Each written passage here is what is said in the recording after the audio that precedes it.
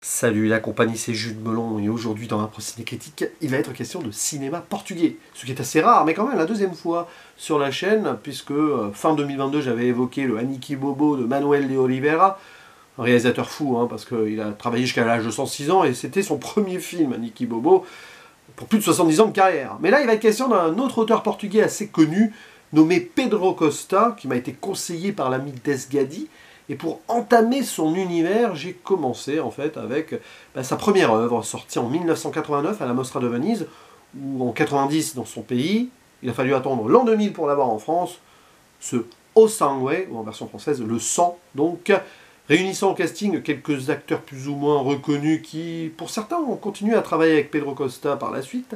Nous retrouvons par exemple Pedro Esnes qui joue le grand frère, le petit étant interprété par Nuno Ferreira. Il y a également Inés de Medeiros qui joue la petite amie du grand frère, Luis Miguel Sintra qui interprète l'oncle qui débarque là à un moment avec des intentions pas forcément très bonnes, tandis que le père est joué par Canto e Castro. Alors l'histoire sur le papier peut paraître simple, mais c'est très diffus dans un film très formel, je vais y revenir. Nous avons donc Vicente et Nino qui sont frères, 17 ans et 10 ans, qui vont voir leur père partir. Enfin, Vicente le voit partir, dès la première scène. Nino sait pas trop. Et le père, en gros, il s'en va pour mourir. Enfin, c'est plus ou moins évoqué ainsi. C'est compliqué. Du coup, les deux enfants adolescents sont seuls. Ils ont le soutien de Clara, la petite amie de Vicente et tout. Mais à un moment, il y a l'oncle qui va débarquer, récupérer le petit Nino, parce qu'il ne peut pas laisser celui-ci vivre dans ces conditions. Le secret ne peut pas être gardé longtemps. Et on sent qu'il y a un contexte social compliqué. Problème d'argent, problème de dette. Et Vicente grandit trop vite. Enfin, à l'âge de 17 ans, maintenant, c'est l'homme de la famille et c'est presque déjà l'adulte là qu'il ne veut pas forcément être. Évidemment, le film va se concentrer sur le lien entre les deux frangins, sur la relation amoureuse entre Vicente et Clara, mais surtout sur son aspect esthétique approfondi, dans un noir et blanc absolument extraordinaire. Et je me suis rendu compte, enfin, je m'étais rendu compte de cela avant quand même, mais là, encore une autre occurrence, que en ce moment j'étais dans un cycle de films entre guillemets récents, c'est-à-dire sortis après, bref, récents dans le sens cinématographiquement parlant, fait en noir et blanc alors que la couleur existait depuis très longtemps. Et c'est un hasard absolu. Voilà, si vous voyez popper là, ces derniers temps des films, donc parfois des années 70, 80 ou encore plus, contemporains, qui ont été faits en noir et blanc, c'est pas un choix de ma part, mais je tombe dessus un petit peu, voilà, comme ça. Vous avez eu Tétro récemment, ou Alice dans les villes, et j'en passe. Bref, évidemment, le noir et blanc n'est pas choisi par hasard ici, comme dans les films que j'ai évoqués ces derniers jours, ces dernières semaines. Et ça renforce évidemment un aspect particulier qui renvoie presque à un côté mystique. C'est-à-dire que je vous ai raconté le synopsis, et après c'est très diffus, c'est très particulier, et on va se perdre dans le film, ce que Pedro Costa a voulu, je pense. Enfin, se perdre sans vraiment se perdre. On va dire que l'essentiel, on l'a. Mais alors, après, c'est vraiment un univers qui nous est dépeint là. Et forcément, après un premier visionnage, tu sens que tu n'as pas du tout pu comprendre. Ça, c'est une chose, c'est pas grave. Mais tu sens qu'il va y avoir des choses qui vont te rester à l'esprit, et notamment certains plans, certaines scènes, certaines séquences qui, évidemment, sont remarquables. Parce que Pedro Costa, il maîtrise absolument son visuel. Et tu as l'impression, en voyant d'ailleurs cette œuvre, qui est sa première, fatalement, que tu revisites tout un pan du cinéma, et même de différents pans du cinéma, potentiellement différents sur le papier, dans le sens opposé et tout, d'avant les années 80, voilà, bref, même des années 80, mais bien avant, ça remonterait presque jusqu'à Murnau, on peut penser à l'horreur par moment, bien sûr, dans les, on va dire, références, les emprunts, clairement. Tu sens un Pedro Costa qui est cinéphile, qui a bouffé du cinéma, vraiment, mais à mort, qui regurgite un petit peu ça, quand même, comme ça, ouais, pour nous spectateurs, parce qu'il se fait plaisir, mais bon, évidemment, ça manque encore de pas très personnel, mais tu sens qu'il y a quand même quelque chose derrière, il sait quoi faire avec, et visiblement, de ce que j'ai compris, ensuite il ira un peu ailleurs, tout en gardant certaines choses de ce premier film, qui s'avère assez singulier dans sa filmographie. Donc, évidemment, puisqu'on en est aux références, c'est marrant, tu vas avoir l'impression de naviguer entre donc du Murnau, oui, bien sûr, mais aussi du Mizoguchi. Il y a une scène qui me fait penser au conte de la Lune Vague, avec un cadavre et une barque, là, comme ça, sur une rivière, la rivière étant très importante, là, et bien sûr, on va penser à La Nuit du Chasseur de Charles Laughton, je pense que c'est peut-être l'influence numéro 1, Mais tu vas aussi ressentir une approche à la Bresson dans l'utilisation des personnages, la façon dont ils sont filmés, etc.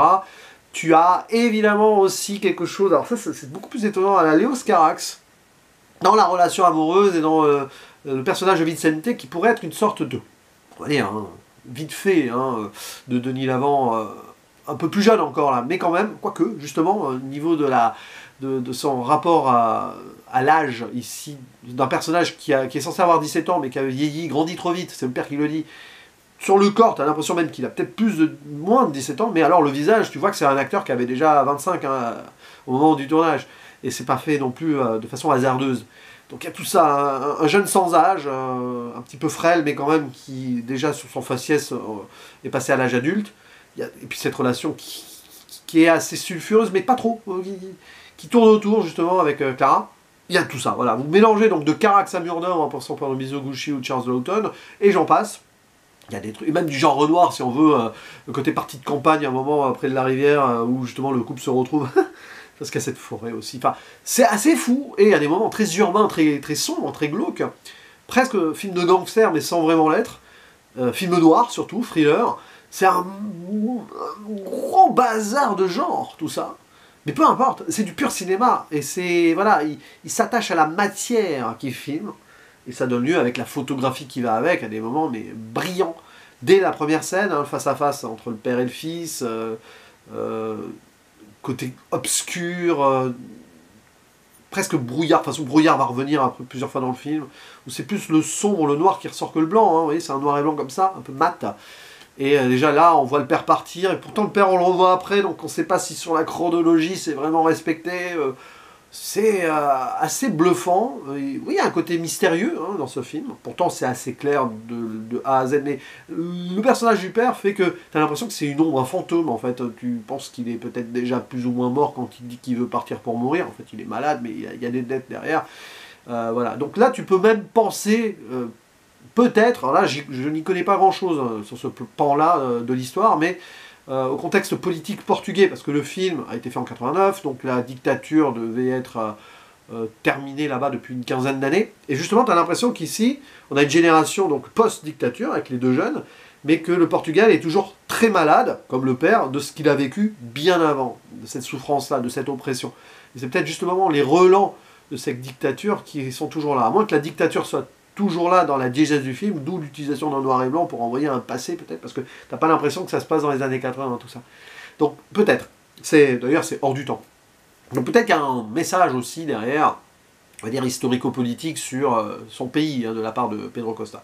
Mais bon, pour en revenir au plan, cette première scène là que j'ai évoquée va avoir un autre écho, après on va voir le père partir encore, mais dans une rue bien éclairée qui fait ressortir l'obscurité et le blanc, avec des projecteurs, enfin des lampadaires derrière, avec même le père qui souffle, parce qu'il fait froid, hein, c'est avant Noël que ça se passe à peu près, et ça lui fait presque une auréole quand il souffle, là t'as l'impression que du coup il s'en va ailleurs et il va partir dans un autre monde, quoi.